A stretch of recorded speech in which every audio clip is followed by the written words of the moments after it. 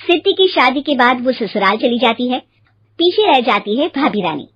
सिद्धि के ससुराल जाते ही भाभी कहती है, अरे वाह जी वाह, सारे कपड़े मेरे। हाय रे पैंट, अरे वाह वाह, मजा आ जाएगा। अरे ये सिद्धि की अलमारी के सामने खड़े होकर क्या बड़बड़ा रही है? जा जाकर देख मेहमानों को विदाई की मिठाई मिली कि नहीं। अब हाँ हाँ माँ जी, क्यों नहीं, लेकिन पहले कपड़े तो बदल लूं।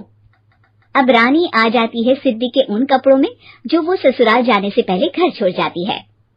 अरे रानी, कुछ दिन रुक जाती। अरे ये तो सिद्धि बिटिया को मैंने ही दिया था, बड़ा ही फबता था उस पर, तुझ पर तो कुछ खास नहीं लग रहा। अब वो ना मेरे सारे कपड़े गीले थे तो सोचा पहन लूं। वैसे भी सिद्धि को कौन सा भी पुराने आउटडेटेड कपड़ों को पहनना है। वैसे भी ये सूट तो मैंने तभी पहना था, वैसे खास है भी नहीं ये। हाँ हाँ ठीक है, लेकिन ना मेरी सिद्धि पर तो जमता था। सारे मेहमान चले जाते हैं और सिद्धि ससुराल से मायके पहली बार आती है। अपना घर, अपना कमरा, अपनी अलमारी। ये बोलकर जैसे ही सिद्धि अलमारी खोलती है तो सामने उसके कपड़ों की जगह कुछ और ही रखा होता है। माँ, ओ माँ, जरा कमरे में तो आना। सास और रानी वहां पहुंच जाते हैं।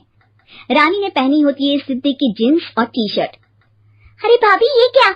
ये तो मेरी बड़ी ही महंगी टी शर्ट है, इसे आपने घर में क्यों पहनी है?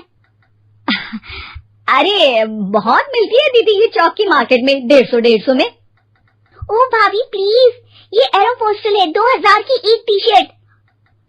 ओह, 2000 में तो दीदी 4 साड़ी आ जाए। अब क्या बोलूं? भाभी, ये मेरी अलमारी में छोटू के कपड़े, तो मेरे कपड़े कहाँ हैं? मेरी अलमारी में? अब दीदी आपको कौन से पुराने कपड़े पहनने थे?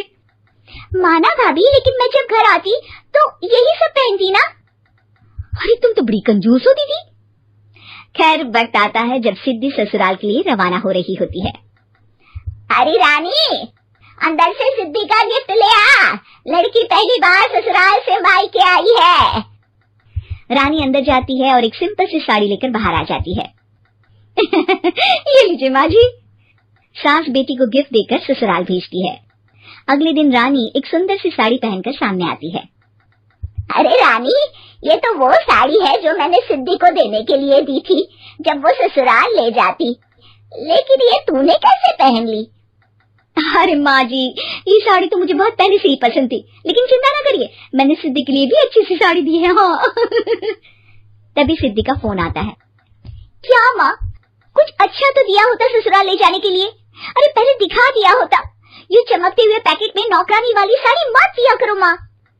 अरे बेटे, वो तेरी भाभी ने ना गलती से उससे पैकेट बदल गया। हाँ, मैं कल ही तेरे भाई के हाथ से तेरा वाला पैकेट भेज दूंगी। अरे रहने दो माँ, आई एम श्योर भाभी ने अभी वही साड़ी पहनी होगी जो तुमने मेरे लिए रखी थी।